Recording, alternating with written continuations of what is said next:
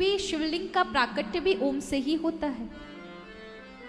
इसी ओम से पंचाक्षर मंत्र, त्रिपदा गायत्री, वेद आदि निकले, वेदों से 1000 मंत्र निकले, हजारों मंत्रों से ब्रह्मांड निकला, ब्रह्मांड से पृथ्वी आदि जल अग्नि ये सब बने। यानी उसी निर्गुण से साकार रूप भगवान प्रकट हुए। अब कई लोग कहते हैं कि भगवान तो निराकार है, ये साकार तो आप लोगों ने बना लिया, ऐसा कुछ नहीं है। पर आपको शायद पता होना चाहिए कि सारी चीजें संसार में निराकार से ही साकार सगुण होती हैं। ऐसे समझें, एक लकड़ी के अंदर अग्नि होती है लेकिन वो दिखाई तो नहीं पड़ती ना। लेकिन जब आप उन लकड़ियों को आपस में घिसेंगे तो अग्नि प्रकट हो जाएगी। ऐसे समझे, आपने कभी घिसी नहीं होगी तो इसलिए पता नहीं चलता। यज्ञ में तो पंडित जी घिसते हैं, ब्राह्मण लोग, तभी यज्ञ आरंभ होता है। अग्नि को घर्षण करने में कई बार महीने भर लग जाते हैं, तब यज्ञ आरंभ, तब तक यज्ञ आरंभ नहीं होता।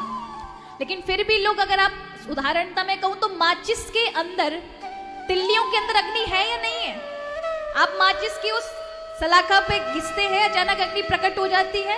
अग्नि का गुण क्या है? जलाना, प्रकाश देना। लेकिन माचिस को तो आप अपने जेब में लेकर घूमते हो, ऊपर की जेब में लेके घूमते हो, हाथ में लेके घूमते हो, पर वो जलाती है नहीं। क्यों? क्योंकि उसमें जो अग्नि का गुण है वो निराकार है, वो दिखाई नहीं पड़ता। उसके लिए आपको घर्षण करना होगा तो अग्नि का दर्शन होगा।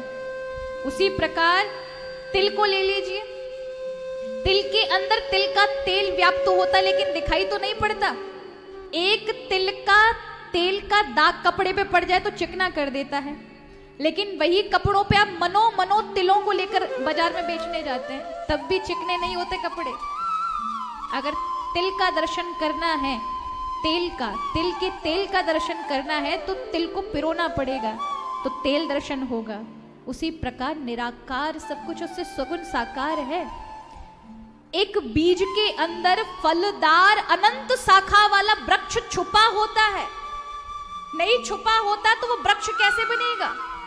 उसके अंदर ही छुपा होता है, वो निराकार होता। लेकिन जैसे ही बीज धरा मर लगा, अनंत शाखा वाला आम का पेड़ बन जाएगा। जैसा बीज वैसा ही वृक्ष। तो हर निराकारता में साकारता छुपी है। जल को ले लीजिए, जल निराकार दिखाई पड़ता है लेकिन इसी जल से पृथ्वी उत्पन्न हुई है। जल के अंदर अग्नि भी विराजमान है लेकिन निराकार है, दिखती तो नहीं है ना। अग्नि दिखी आपको? दिखती तो फिर जल ठंडा नहीं, गर्म लगता। पर वही अग्नि अनंत अनंत हाइड्रो इलेक्ट्रॉनिक पैदा करती है, बिजली पैदा करती है। कभी जाओ उत्तराखंड जाओ तो वहां पर बड़े बड़े वो लगे हुए हैं ना, गंगा जी से बिजली पैदा हो रही है। वहां पर समुद्र से भी बिजली पैदा होती है, उसी जल के अंदर से ना। वो निराकार को साकार रूप में प्रकट कर देते हैं। उसी प्रकार आकाश के अंदर वायु उपस्थित रहती है लेकिन दिखाई तो नहीं पड़ती।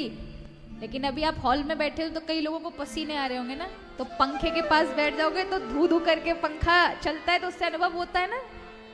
वायु फिर साकार रूप में उपस्थित हो जाती है। उसी प्रकार आकाश निराकार है। आकाश को आप कैसे देखोगे?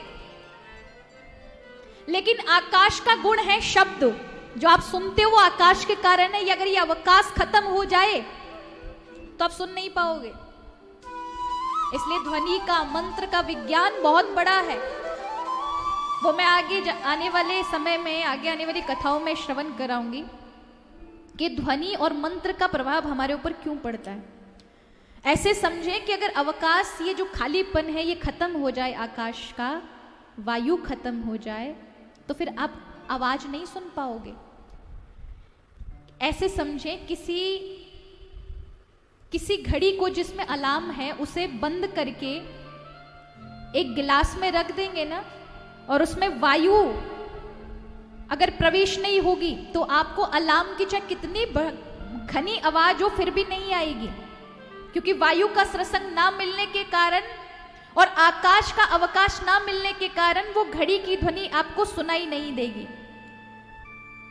उसी प्रकार इस आकाश का गुण है शब्द।